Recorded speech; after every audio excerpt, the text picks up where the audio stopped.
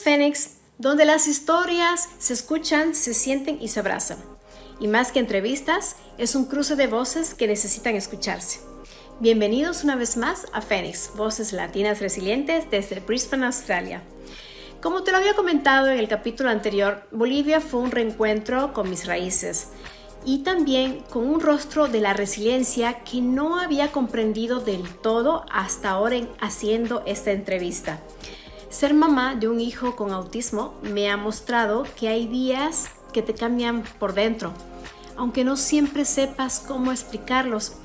Días en lo que no entiendes todo, pero sientes que cada cosa tiene una intensidad que te va a enseñar algo. Y justo por eso la historia de Annie Beckman me toca de una manera personal y profunda, porque ella también sabe lo que es mirar la vida desde el asombro, desde el miedo y también desde el amor que transforma. Annie Beckman no es solo la protagonista de este episodio. Es una amiga valiente, una mujer que cruzó fronteras para convertirse en una versión más fuerte y más luminosa de sí misma, aunque ella no lo sabía en ese momento. Te invito a escuchar este capítulo muy especial, con el corazón abierto.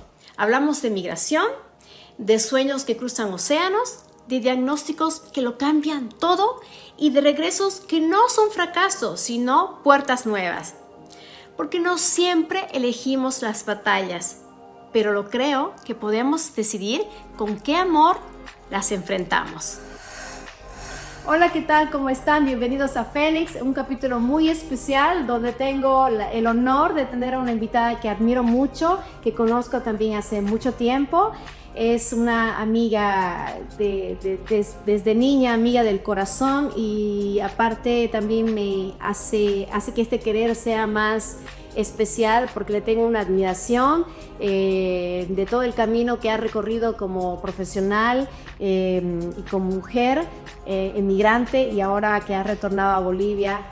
Vamos a conocer su historia también detrás de esta persona que llevamos una amistad de años, y en su mayor faceta donde ella floreció y donde está haciendo un legado especial aquí en Bolivia como madre. Especialmente, Anneliese Beckman, ¿cómo estás? Es un honor para mí de tenerte aquí. El público te va a ver en Australia y muchas mujeres, sobre todo, nos vamos a poder identificar contigo, con vos. Personalmente también me identifico con vos por mi parte, no solamente el recuerdo que tenemos de la niñez y de la juventud, también que hemos coincidido en Alemania y en Europa, y bueno, pero hoy quédense en estos minutos donde estoy segura que van a ustedes a captar la esencia de este capítulo que habla de la resiliencia cuando emigramos y la resiliencia también cuando retornamos a nuestros países, y sobre todo el día a día de ser resiliente como madres y como mujeres. ¿Qué tal, Anneliese? ¿Cómo estás? Hola, muchas gracias por la invitación. Yo aquí feliz de estar con vos, compartir un poquito mi historia y bueno, y intentar llegar a toda la gente en Australia que está en la misma situación o ha estado en la misma situación que en algún momento yo me encontré, ¿no? Sí, exactamente. Sí, contanos un poquito, vamos más atrás. O sea, ¿quién es Anneliese Beckman? Vos estudiaste, sos odontóloga de profesión. Así es. Te casaste aquí, comenzaste, aquí fue, digamos, siempre tu casa. Sí. ¿No es cierto? ¿Y cómo fue digamos, ese plan de cambio que decidiste irte a Europa, por ejemplo? Bueno, yo estudié aquí, me casé aquí y todo comenzó con la migración hacia Alemania, primeramente porque bueno, yo soy alemana, segunda nacionalidad, y fuimos a probar las Europas, como se dice. Realmente la vida me preparaba muchas cosas, me tenía preparada muchas cosas que nunca imaginé. Y fue así que no pudimos formar nada en Alemania porque, bueno, totalmente diferente, la cultura es otra, el clima es otro, y quizás fue eso lo que nos empujó a irnos un poquito más abajo, y fue cuando llegamos a España, ¿no?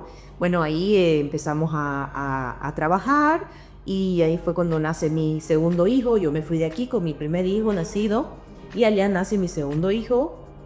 y cual cuando él tenía 2 años lo diagnostican con autismo, ¿no? Entonces fue ahí donde comenzó otro capítulo en mi vida donde, bueno, pues primeramente inesperado, una cosa que no te espera, una cosa que es muy dura, recibir un diagnóstico que desconocido total para la pareja, para la familia en general.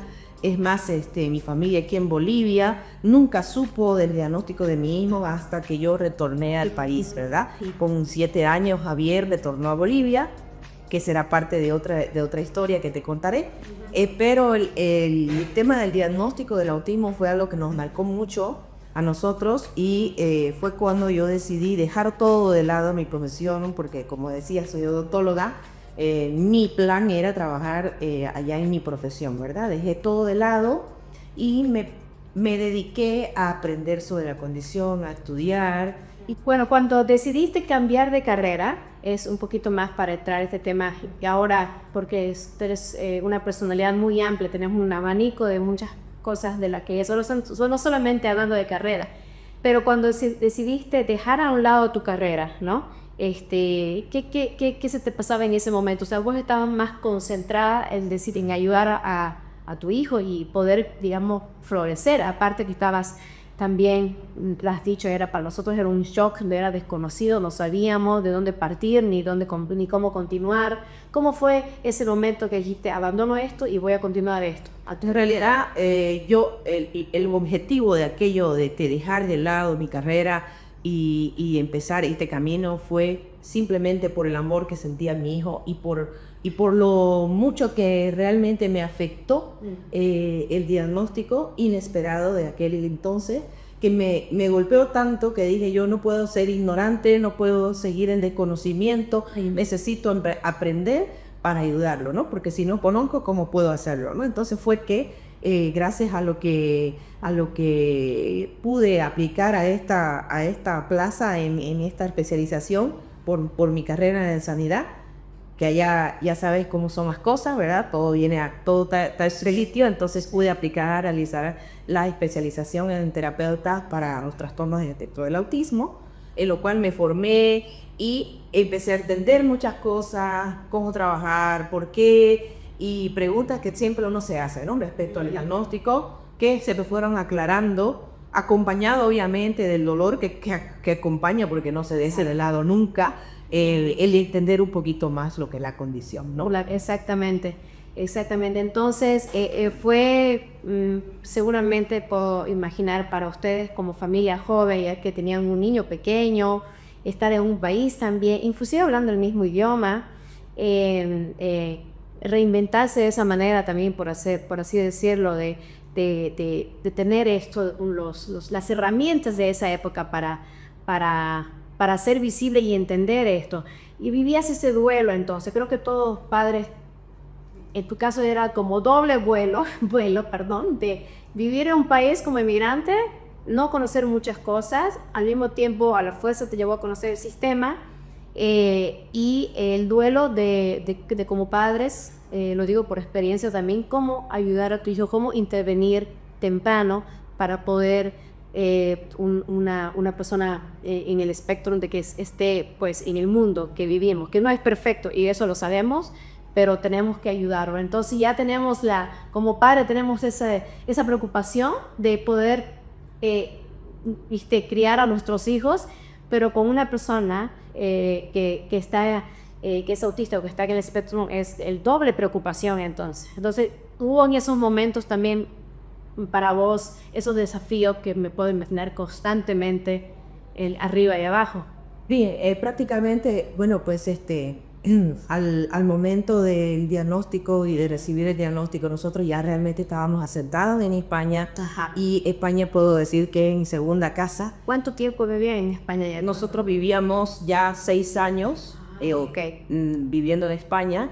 ¿Pero fue para quedarse, Ani? ¿Solo? Sí, o sea, como su meta era quedarse en España y ya. Y quedarnos porque realmente ahí teníamos nuestra casa, nuestro hogar. Mi hijo tenía sus amigos, el mayorcito, hablando de él. Javier tenía todo lo que es la atención terapéutica de primer nivel, con su colegio inclusivo, un montón de cosas. Y además que la ayuda económica que uno recibe por la discapacidad, ¿no ves? Y la persona que también cuida o atiende o cuidador de estas personas, ¿no? Entonces, todo es una ayuda y la verdad que también puedo agradecer de que nos acercamos o se nos acercaron las personas indicadas, gente de allá, no latinoamericanos, españoles propios que hay de todo en el mundo, gente buena, gente mala, pero no sé por qué tuvimos la suerte de que se acercaron a nosotros gente que nos tomó mucho cariño, al ser, como decía, una pareja joven,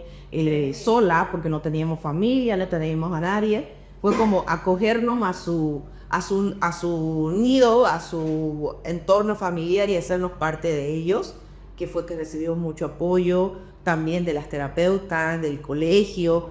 Fue gente que la verdad realmente conocí y le guardo muchos buenos recuerdos porque nos ayudaron mucho en su momento. Terapia psicológica, apoyo de parejas, amigos. La verdad que no estuvimos solos en ese momento y prácticamente es agradecer que tuve la suerte de conocer a muchas personas, tanto profesionales como de familia, que estuvieron en ese momento con nosotros, ¿no?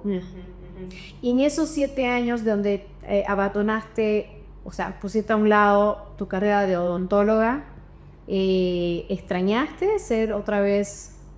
Porque creo que te fuiste con ese objetivo de ser odontóloga, es más, tenías allá, ¿no? Sí, estuve trabajando en una clínica dental en España. Sí. Solo faltaba que salga el título, pero fue ahí en el momento en que me quedé embarazada de Javier. Todo porque fue un embarazo súper difícil.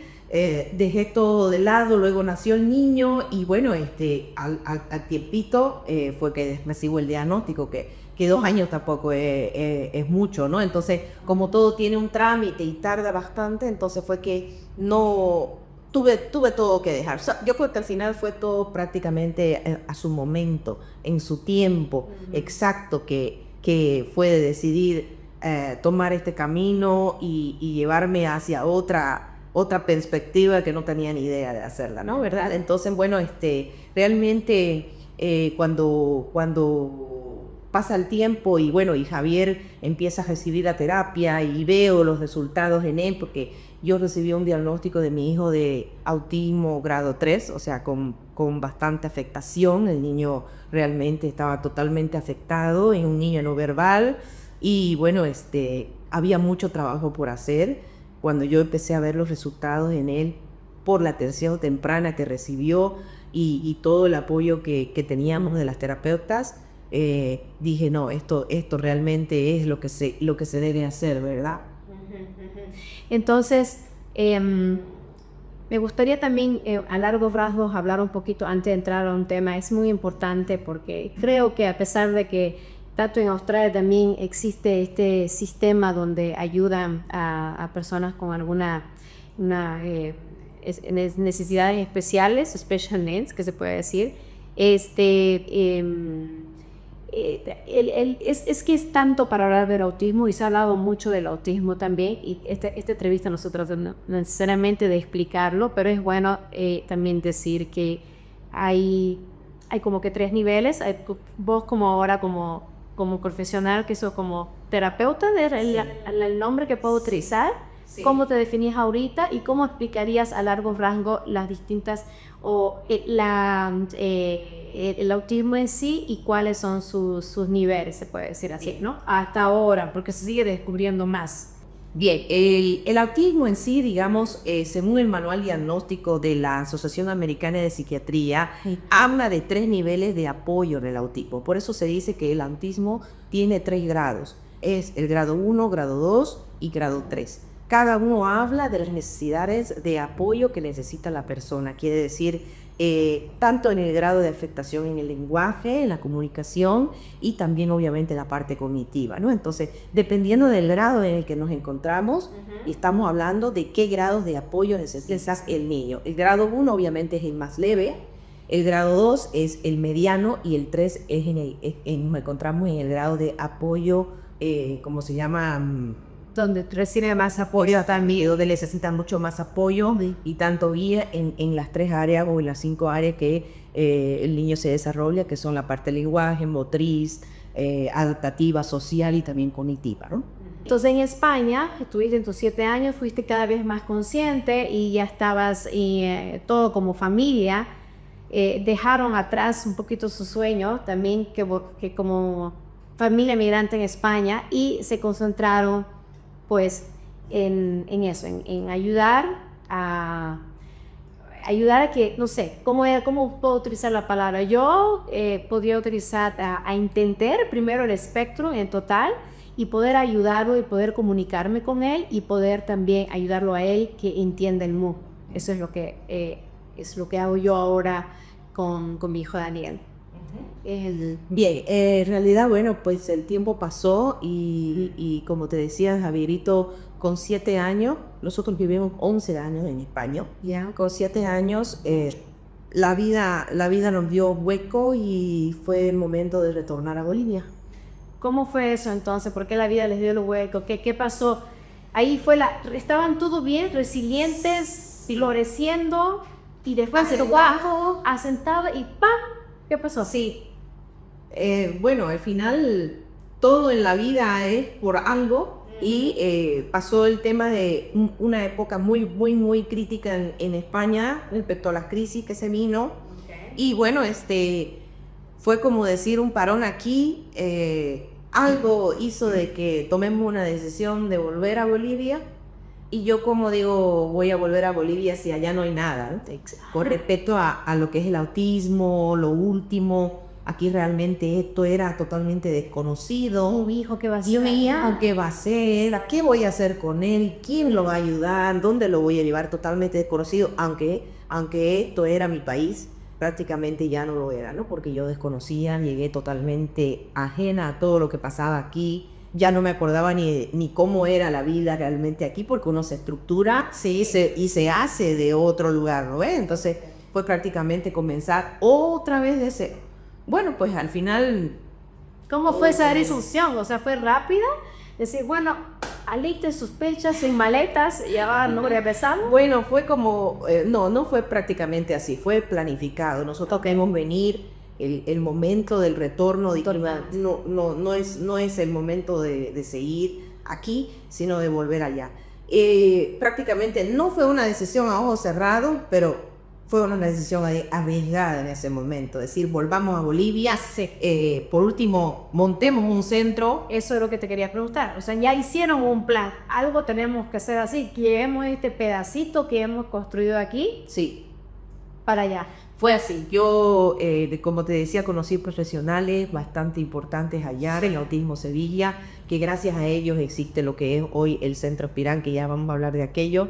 Y les comenté sobre mi idea de montar algo parecido de ellos allá, acá. Como toda persona encantadísima de la vida, me brindó mucha ayuda, mucho apoyo. El director de ese entonces, que hasta el día de hoy también es el director de Autismo Sevilla, me dijo: yo te voy a ayudar desde aquí, yo te voy a apoyar para que ustedes formen un pedacito de lo que es Autismo Sevilla en Bolivia. Y fue así, que con esa seguridad de que no iba a estar sola, sino de la mano de él, allá prácticamente, bien, dijimos, hagamos un pedacito de lo que es esto para comenzar en Bolivia. Y fue así que el retorno vino con un propósito también. Primeramente, vuelvo a repetirlo, el ayudar a mi hijo. Sí. Y segundo, con eso pueden también hacer algo por el niño que a lo mejor yo no lo sabía, puedan tener en la misma condición, ¿verdad? Pero jamás creí o vi la posibilidad de que hubieran tantos niños así, ¿no? ¿Y exactamente cómo fue ese retorno? Porque claro, es el cambio en sí, volver a empezar de nuevo, como voy a decir, con 2 chicos, 2 niños todavía, otra vez como familia, volver a su país donde al mismo tiempo ya no encajas. Así es. Recibiste esa ayuda. ¿Cómo fue esa parte económica también? Porque es también otro esfuerzo acá, o sea, no tanto entrando al tema de un personal, pero ¿cómo te pudiste desenvolver? ¿Fue inmediatamente la apertura del centro? Ustedes son el primer centro. Sí. Bueno, en ese entonces existía un centro aquí en Santa Cruz, porque nosotros antes de venir llamamos por teléfono, buscamos en Google Autismo Santa Cruz, alguna cosa que tenga que ver con autismo, y no había nada. No había nada. Lo único que nos saltó fue esa pequeña cosita que es una asociación de papás que existe aquí en San Juan hace mucho tiempo, donde hay un centro donde hoy por hoy también funciona, pero no como nosotros, es de otra forma. Ellos tienen a los niños como en un pequeño colegio, donde los tienen a todos como en conjunto y terapias en conjunto, realmente, ¿no? No es absolutamente nada que ver con lo que nosotros hacíamos allá y con lo que hacemos nosotros aquí en el centro. Entonces, algo es algo, dijimos, debe haber una profesional que haya escuchado sobre la condición o debe conocer o se haya ido a otros países vecinos a especializarse en ello. Entonces, fue así que cuando llegamos aquí, como decís, no encajábamos, no sabíamos para dónde tirar prácticamente. Fue decir, bueno, que empecemos a trabajar, porque si uno no trabaja, el dinero que uno puede haber traído de otro lugar, aparte de que se lo echas a ese lugar, porque primero fue el trabajo y después dejamos de lado mi casa prácticamente, de hacernos algo para nosotros, sino comenzar a trabajar y a generar también, más que todo, mira, yo te puedo decir, más que todo generar la atención y la continuidad de la atención para mí. Exacto, porque eso era. De alguna manera tenían esa ayuda de allá del gobierno, o sea, no es a full, pero está esa apertura, ¿no? Y uno paga impuestos, entonces pues como que está esa ley, por así decirlo, y esa idiosincrasia en cambio aquí no había nada. De dónde uno puede ir a aplicar y no sé, familia, no solamente pudientes o no pudientes, no tener nada de esa clase de información. Absolutamente. Y entonces llegaron aquí y bueno, nada, se encontraron con esto, tuvieron esta bendición, por así decirlo, de las personas que te enseñaron y te ayudaron, tus maestros, como tus mentores, gracias, tus mentores. Y bueno, ¿y aquí qué fue? Fue con ellos, la ayuda de ellos me enviaron todo por documentación, cosas, ideas, lo que yo había visto, lo que había estudiado, lo que había aprendido. Ya fuimos haciendo de a poquito en poquito lo que queríamos tener aquí, que tenga que ver con un pedacito de lo que vimos allá, ¿no? Entonces, eso fue así como comenzó. Empezamos con una terapeuta y un niño, que era mismo en realidad, y otro niño que un día viene y nos toca la puerta y nos pregunta la mamá, disculpe, ¿qué es el centro donde tiene el niño con autismo? Sí, pero todavía no estamos funcionando, por favor, necesito que me lo veas a mi hijo. Entonces, fue así que comenzó la aventura y bueno, esta historia que ya lleva 10 años aquí. Y que colaboras es increíble, o sea, Espiral ahorita se ha convertido en un centro no solamente donde hacen estas terapias de intervención temprana, también es una voz más en la sociedad, así es, donde estás educando y reeducando a familias, a padres, a universidades, ¿no? Bueno, pero ¿cómo fue entonces? A ver, porque eso es lo que más me fascina de Fénix, de este programa, yo que me entusiasmo tanto de contar esas historias. Llegaste acá, ¿cuánto fue ese tiempo de cambio? Vos como persona, o sea, primero como persona, te sentías aliviada, al mismo tiempo hubo momentos también de desafíos, como Annie, digo esto, recalco mucho porque la conozco a Annie desde que somos muy niñas, una mujer que inspira también. Llegaste a un punto en tu vida que dijiste, no sé dónde ir, estoy agotada, ya no, ¿qué hago? No, porque no hemos llegado a sentir así. ¿Y dónde encontraste otra vez tu lugar de regocijo y de que te volvés a llenar y de volvés a continuar? Sí. Puedo decirte que la base de todo esto siempre ha sido las necesidades de mi hijo. Nosotros llegamos aquí y la necesidad de él de atenderse fue montar el centro. Luego la necesidad de él de incluirse en un colegio fue cuando nació el tema de los cursos para inclusión educativa y enseñar a los colegios. Luego de eso necesitamos pues también el que los profesionales se formen aquí. Salió en otro curso que es la formación en la universidad para terapeutas. ¿Ahí das clases vos? Exactamente, dan clases en la universidad Domingo Savio, que es una universidad aquí que nos ha abierto las puertas, confió en nosotros y ya llevamos 8 años con ellos dando cursos a profesionales, y es así como que el día de hoy muchos centros han nacido de Espiral y son como que el ombliguito, el cordón umbilical donde ya cada niño o cada persona que atiende en estos centros está formada correctamente para poder atender a mucho más poblaciones, porque la Arcatú es grande. Nosotros, siendo el único centro, no abarcamos todo lo que es la población, porque como te dije, nunca imaginé que existan niños con TEA aquí en Santa Cruz sin diagnóstico y que siguen apareciendo más. Entonces no abastecemos. Muchas veces he tenido ganas de tirar la toalla, no te miento, porque cuesta mucho, es muy difícil, hay muchos desafíos, problemas que se ponen en el medio. Burocrático también. Aparte la falta de apoyo del gobierno, muchas cosas que te ponen en medio, trabas que te impiden crecer, los problemas en sí del país en el que estamos viviendo ahora. He tenido ganas de tirar la toalla, pero como te digo y te vuelvo a repetir, todo lo mueve el por qué. Me preguntas, ¿qué te mueve a seguir? Mi hijo, eso es lo que me mueve. Mi hijo y todos los niños que vienen detrás. Porque ya él es un jovencito, tiene 17 años, ¿no? Ya pasó el tiempo, él requiere de otras cosas hoy por hoy y bueno, todavía tengo algo más para hacer, que es hacer un centro ya para jóvenes y adultos en Santa Cruz. Ese es mi propósito. Ajá, esa sorpresita yo no sabía. Entonces, ese es tu segundo propósito, o sea, continuar, te sigue moviendo y te va a seguir moviendo. Ahora, ¿te sentís una mujer realizable o realizada? Creo que ambas, ¿sabes por qué me gustan esas dos palabras? Porque sos una mujer hacedora que hace cosas, sí, y al mismo tiempo también cumplís metas, pequeñas y medianas plazos. ¿Te ha llegado a sentir, ahora me siento realizada, o el constante cambio porque todavía se estás ayudando a la intervención de tu hijo, entonces todavía no has llegado a esa meta, como se te dio, el propósito aún no se ha cumplido por Ricky inocente motivo. Yo siempre lo dejo todo en manos de Dios, este centro es de él lo hizo. Entonces digo yo, él me va a decir y me va a marcar cuándo es el momento de continuar hacia la segunda parte, y creo que en ese momento, quizá o no, quizás no, porque no tengo una, como digo, satisfacción aún de decir ahora me siento, ya estoy feliz, cumplí, me puedo ir tranquila a mi segundo plano, ¿verdad? Sí, no creo que llegue ese momento, pero hoy por hoy, digamos, la segunda parte del centro Espiral es lo que me mueve a continuar, ¿verdad? Entonces creo que eso todavía no ha llegado, es decir, ya estoy realizada, todavía no, porque quiero continuar y seguir en este camino hasta que pueda lograr el que haya un centro aquí en Santa Cruz, que no lo hay, para atender a jóvenes y a niños, a jóvenes y adultos con TEA, ¿no?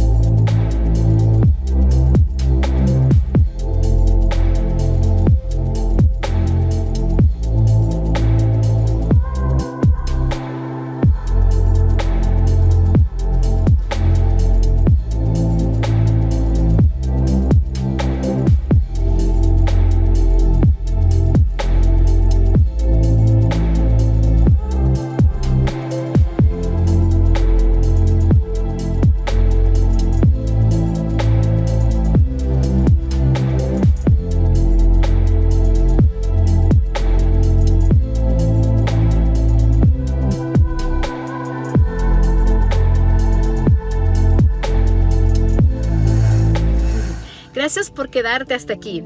Este episodio está dedicado con cariño a Javier, a Ani y a todas las familias que caminan con el corazón azul por delante. A las madres que sostienen, que reinventan su mundo cada día, que aprenden un nuevo lenguaje para acompañar a sus hijos, a los padres, hermanos, cuidadores y terapeutas que se convierten en red, en refugio, en impulso. Gracias, querido Javier, por mostrar que el amor, incluso cuando no se expresa con palabras, puede revelar el propósito más profundo.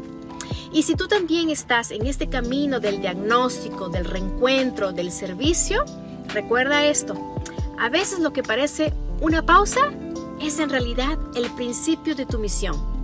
Nos escuchamos en el próximo episodio. ¡Chao!